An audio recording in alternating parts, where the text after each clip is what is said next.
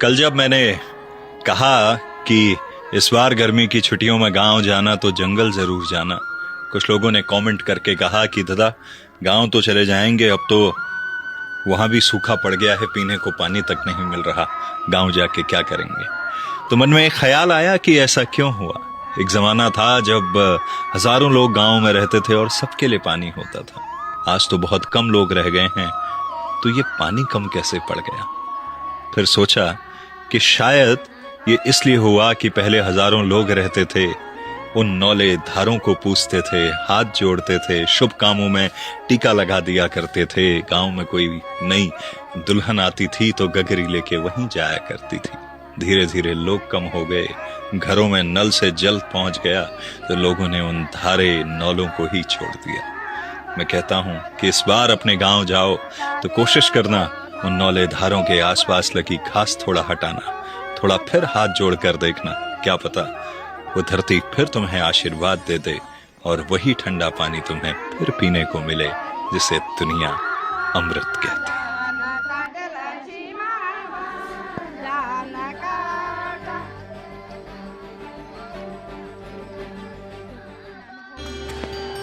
पिछले 2 दशकों से हर साल जंगलों में लगने वाली आग ने पर्वतीय इलाकों के जल स्रोतों, जैव विविधता और पारिस्थितिकी तंत्र को अपूर्णीय हानि पहुंचाई है। जिन गधेरों में कभी घराट चला करते थे, आज उनमें पीने के लिए भी पानी नहीं है। जंगलों की आग के कारण वन्य जीवों के आहार और आवास दोनों नष्ट हो रहे हैं, जिससे मानव वन्य जीव संघर्ष लगातार बढ़ता जा रहा है। जंगलों में एक बार आग लग जाए तो फिर उसे बुझाने में बहुत मेहनत लगती है, और इतनी मेहनत करने के बाद आग बुझ भी गई तो नुकसान हो जाता है। ऐसे में जंगलों में आग लगने पर उसे बुझाने में मेहनत करने की जगह आग लगने के कारणों की पहचान कर जंगलों में आग आरंभ ही ना हो, इस बात का प्रयास है ओण दिवस। जैसे एक खेत में यहाँ पर ओण लगाया है, एक नीचे में लगाया है और नीचे में लगाया है, सीढ़ीदार खेत है, तो उन्होंने यहाँ पर लगा दिया, थोड़ा जला, उसके बाद अगले को चलाने के लिए चलेगी, फिर अगले को चलेगी।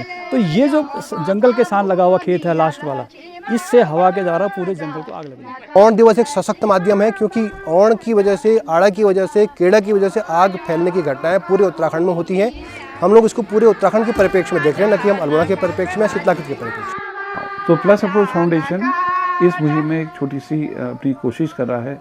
आप इस समझिए एक आहुति ले रहा है, ये एक हवन है, ये बहुत बड़ा हवन है, और इसमें हम उत्तरांचल क्षेत्र में अगर कुछ कर सकते हैं, एक आहुति हम दे रहे हैं।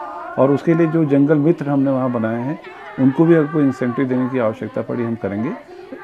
हर हाथ को रोजगार, हर मन में एक ही विचार, yes I can, yes you can, yes we can.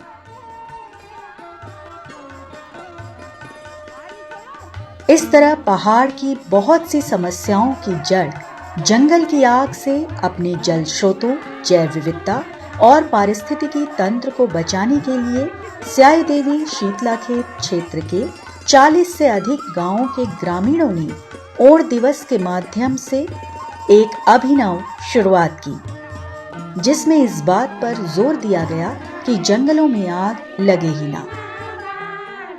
बहुत गालियाँ खाई, वैसे तो छोड़ता है गाली को, करते अपने आगे चलते रही। अकेले भी गई 2-4 गांव में, मैं अकेले गई, पीछे महिलाओं को घर में डर लगती है, मैं तो तुम आओ मैं जाती हूँ आगे। जंगल जब बचेगा तभी तो जीवन बचेगा।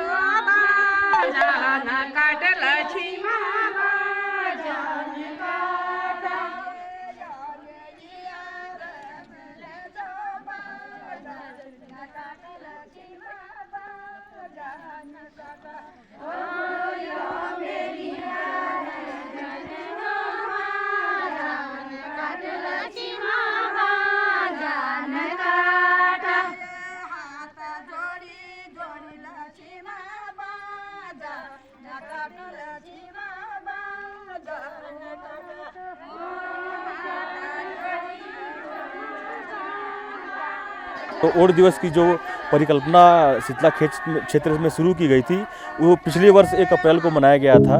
उसके बहुत सकारात्मक परिणाम दिखे हैं। इस वर्ष भी इसको मनाया जा रहा है और मुझे पूरा विश्वास है कि जन सहभागिता प्राप्त करने का जो तरीका है इसमें कि हर परिवार से हमें सहयोग मिलता है, इसके बहुत सकारात्मक परिणाम मिलेंगे और इस क्षेत्र में इस बार भी कोई बना नहीं।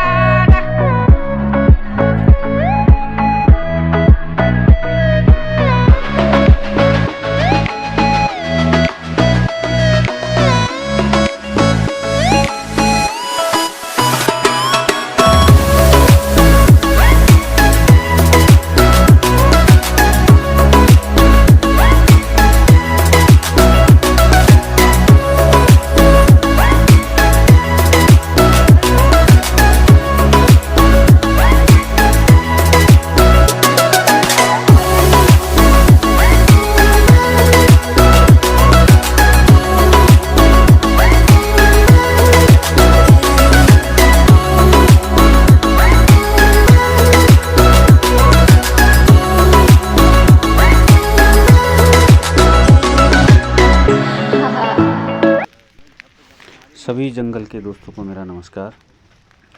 दोस्तों, आज फिर आपके सामने एक वीडियो लेकर आया हूँ। इस वीडियो में आपको हम दिखा रहे हैं कि फायर पट्टियाँ कैसे हम लोग बनाते हैं और इन फायर पट्टियों का क्या महत्व है, इसको मैं आपको बताने की कोशिश कर रहा हूँ।